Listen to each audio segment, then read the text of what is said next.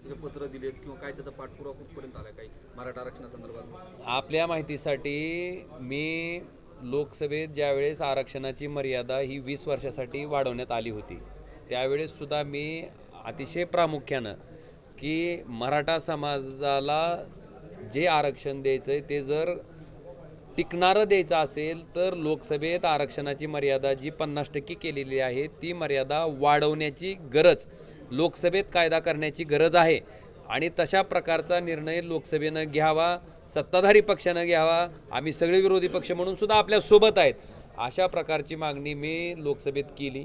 एवढंच नाही तर मी आता त्याच्यात संवैधानिक दुरुस्तीच्या माध्यमातून एक प्रायव्हेट मेंबर बिलसुद्धा मी ह्या आरक्षणाच्या बाबतीत आणलं आहे.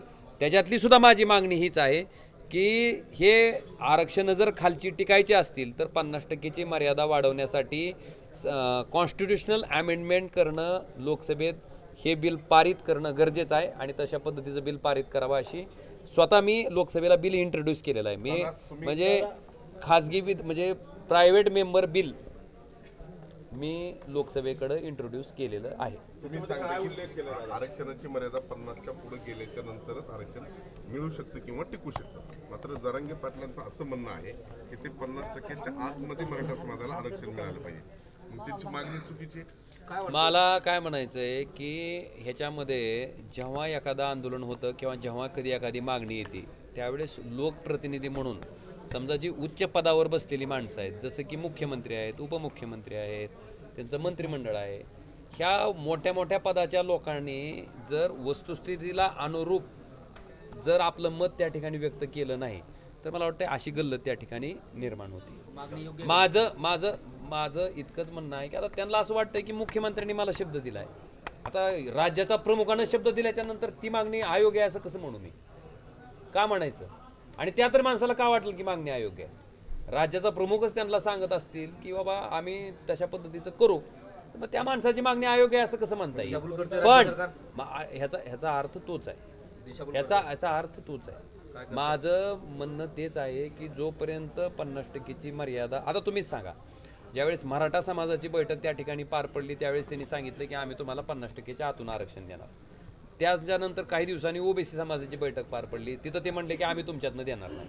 आता राज्य सरकारच त्या ठिकाणी दोन पद्धतीच्या भूमिका मांडते. तर मला वाटतं हा प्रश्न मला विचारण्यापेक्षा तुम्ही त्यांना विचारणं गरजेचं आहे की तुम्ही मराठा समाजाला सांगताय की 50च्या आत आम्ही तुम्हाला देणार आहेत म्हणून आणि ओबीसी समाजाला सांगताय की 50च्या आत आम्ही देणार नाहीत, मग नेमकं खरं कुठलं हे त्यांना प्रश्न विचारणं गरजेचं. विरोधी पक्ष म्हणून मग तुमची पण काय भूमिका असं? माझी भूमिका स्पष्ट आहे, पहिल्या दिवसापासून आहे, स्वच्छ आहे. मी जरांगे पाटलांना भेटायला गेल्याच्या नंतर सुद्धा तिथं जे मी बोललो तिथं सुद्धा हेच बोललो. मी लोकसभेत पहिल्या दिवशी मागणी केली तिथं पण हीच केली की 50%ची आरक्षणाची मर्यादा वाढवावी, जेणेकरून त्या ठिकाणी जे आज खरंच तुम्ही जर परिस्थिती बघितली गरीब मराठा समाजाची तर ती अतिशय दयनीय आहे. खरंच ते अडचणीत आहेत आणि आरक्षणाचा लाभ देऊन त्यांना सुद्धा मुख्य प्रवाहात आणण्याच्या दृष्टीनं, ते आरक्षण टिकण्याच्या दृष्टीनं लोकसभेत कायदा करून 50%ची मर्यादा त्या ठिकाणी वाढवावी ही मागणी माझी पहिल्या दिवसापासून आहे, कालही होती, आजही आहे आणि आता त्याच्या पुढे जाऊन मी प्रायव्हेट मेंबर बिल आणून त्या ठिकाणी लोकसभेत ही मागणी केलेली आहे. दादा, या संदर्भामध्ये संसदेत काहीही हालचाली सुरू नाही, नेमकं काय आहे आणि या संदर्भामध्ये काही हालचाली सुरू नाही संसदेमध्ये कशाबद्दल? आरक्षणाच्या संदर्भामध्ये एक लक्षात घ्या, ज्यावेळेस लोकसभेचं विशेष अधिवेशन होतं आणि त्या अधिवेशनाच्या दरम्यानच मला वाटते मराठा समाजाच्या आरक्षणाचा प्रश्न ऐरणीवर होता आणि त्यावेळेस सुद्धा मी म्हटलं होतं की बाबा आधीच्या सरकारला असं वाटत होतं की केंद्रामध्ये एका पक्षाची सत्ता आहे आणि खाली दुसऱ्या पक्षाची सत्ता आहे, त्याच्यामुळं जर आपण काय केलं, जर आरक्षण मिळालं तर त्याचं क्रेडिट खालच्या सरकारला जाईल अशी भीती त्यांना काही काळापूर्वी होती.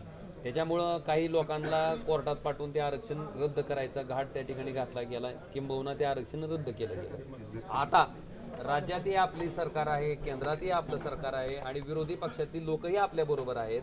त्याच्यामुळं अतिशय स्पष्टपणाचं म्हणणं आहे की तुम्ही त्या ठिकाणी लोकसभेत कायदा करून 50%ची आरक्षणाची मर्यादा वाढवावी आणि जो मराठा समाज गेले कित्येक दिवसापासून अतिशय शांततेच्या मार्गानं आरक्षण मिळावं अशा प्रकारची मागणी करते त्या समाजाला न्याय द्यावा.